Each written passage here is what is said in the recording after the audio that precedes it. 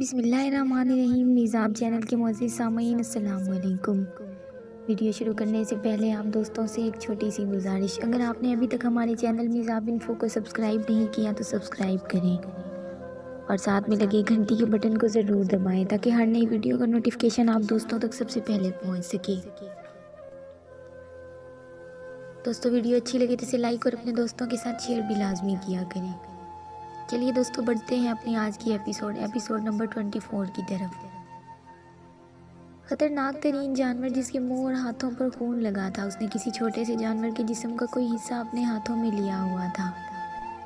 उसका पूरा जिस्म सफ़ेद था, पीछे से ऐसा लग रहा था जैसे कोई आदमी लंबा सा जंपर पहन के खड़ा हो। लेकिन पास आने के बाद पता चला कि ये कोई आदमी नहीं बल्कि एक जानवर है। उसका कद किसी आम आदमी की तरह था, मगर जिस्मानी लिहाज से काफ़ी मोटा था और बिल्कुल आम आदमियों की तरह दो पैरों पर चल रहा था। शक्ल खतरनाक तरीन, रूह की तो जैसे सांस ही थमने लगी थी। वो खतरनाक जानवर तेज़ी से उसकी तरफ लपका, रूह को लगा कि जैसे वो अपनी आखिरी सांसों के बहुत करीब है, बस कुछ ही देर में उसकी ज़िंदगी ख़त्म होने वाली है।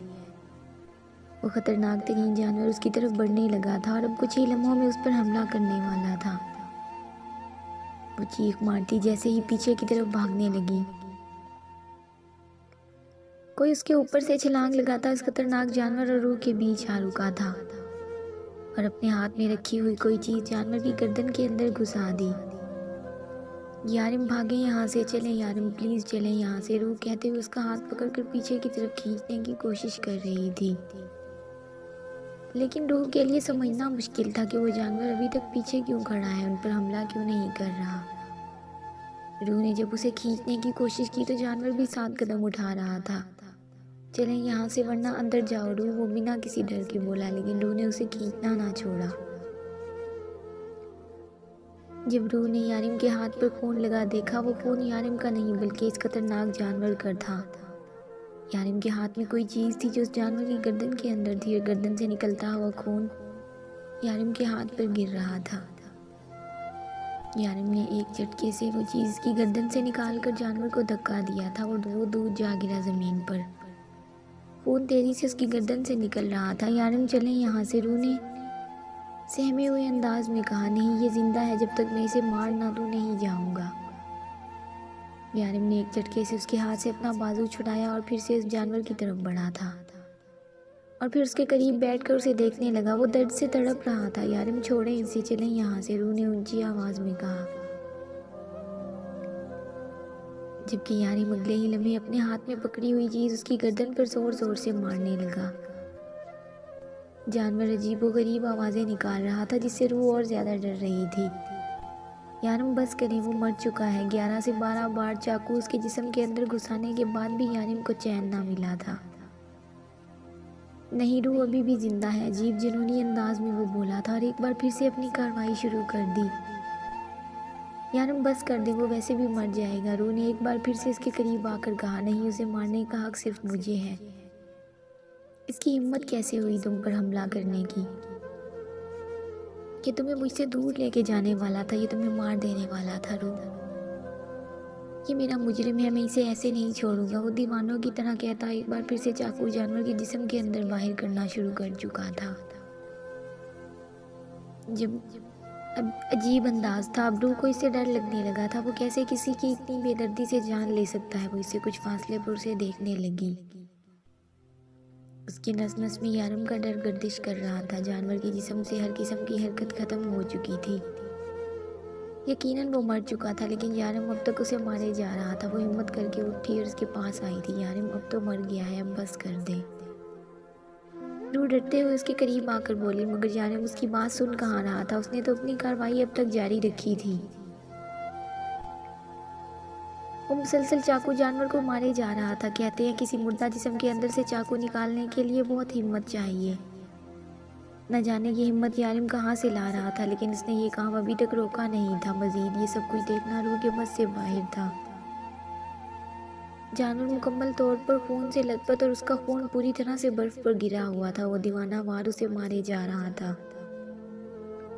रूह को उसकी दीवानगी से अजीब खौफ आने लगा। रूह वहाँ से उठी और अपने घर की तरफ भाग गई थी। यारिम ने उसे दूर जाते हुए देखा और एक बार फिर से दीवानों की तरह और ज़्यादा गुस्से से उसे मारने लगा। तुम मेरी रूह को मारने आए थे,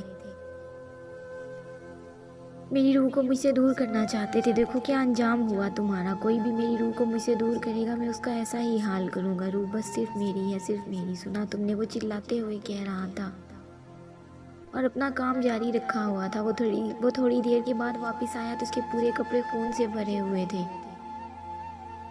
रूह ज़मीन पर बैठी मुसलसल रो रही थी। वो इसका डर समझकर उसके करीब आया था। उसे रूह पर इस तरह से बाहर निकलने पर बहुत गुस्सा आ रहा था, लेकिन ये वक्त गुस्सा निकालने का नहीं था, बल्कि रूह को इस डर से बाहर निकालने का था। तुम्हें डरने की कोई ज़रूरत नहीं है रूह, मैं हूं ना तुम्हारे साथ, कुछ नहीं होगा तुम्हें।